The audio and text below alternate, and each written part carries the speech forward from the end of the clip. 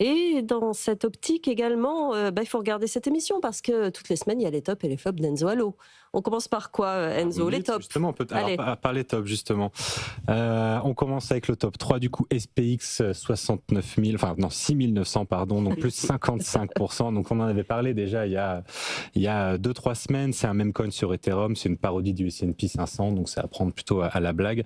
On le retrouve quand même dans le top de cette semaine avec plus 55%.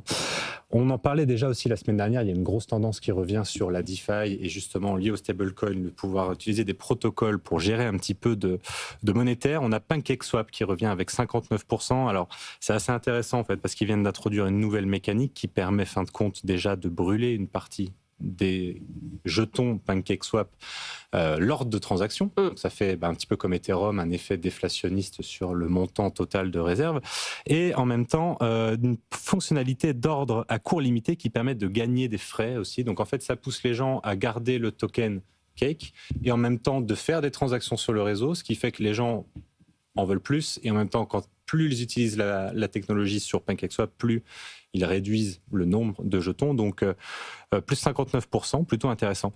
Et le grand vainqueur de la semaine. Le grand vainqueur, c'est le même que la semaine dernière. Pour le coup, Zcash, plus 120%. Donc, on en parlait, un privacy coin. Je pense qu'il y a vraiment une thématique très forte, malheureusement assez risquée à jouer si vous souhaitez ensuite rester, on va dire, dans les clous de la réglementation.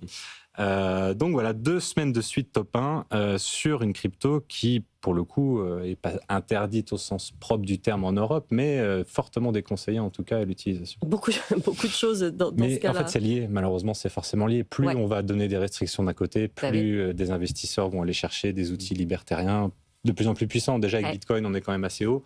Avec Zcash, avec Monero, avec tout ça, on est un cran au-dessus dans l'anonymisation et dans empêcher la traçabilité des flux sur Internet. Pour des bonnes ou des mauvaises raisons, malheureusement. Les flops.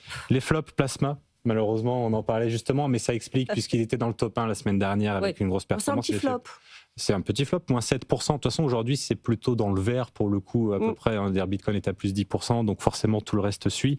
Donc, Plasma, moins 7%, mais voilà, on reste sur une technologie intéressante, comme Lilian l'a expliqué. En seconde position, on a Memcore. Alors là, attention, ça va un petit peu avec SPX, pardon, 6900.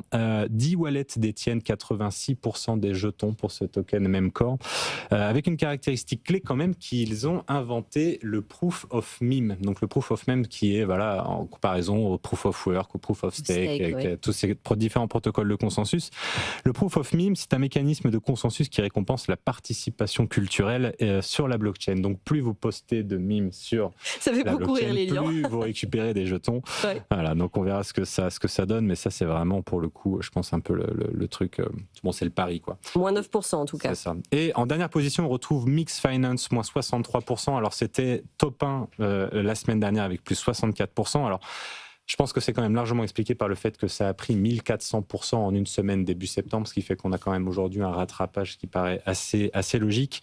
80% des jetons, en revanche, sont encore à imprimer. Il n'y a que 20% de la supply qui a été imprimée. Donc, il faut s'attendre encore à une dilution à hauteur de 4/5 de la réserve qui existe déjà. Et pour finir, 94% des jetons sont détenus par 10 wallets. Donc voilà, ceux qui veulent s'aventurer sur ce genre de token.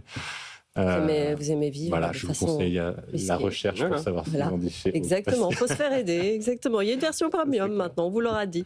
Allez, voilà, on n'a plus le temps.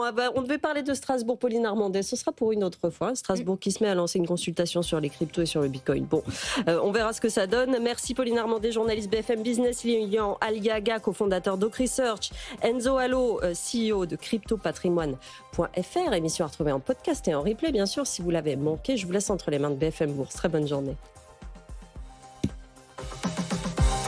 BFM Business, BFM Crypto, le club.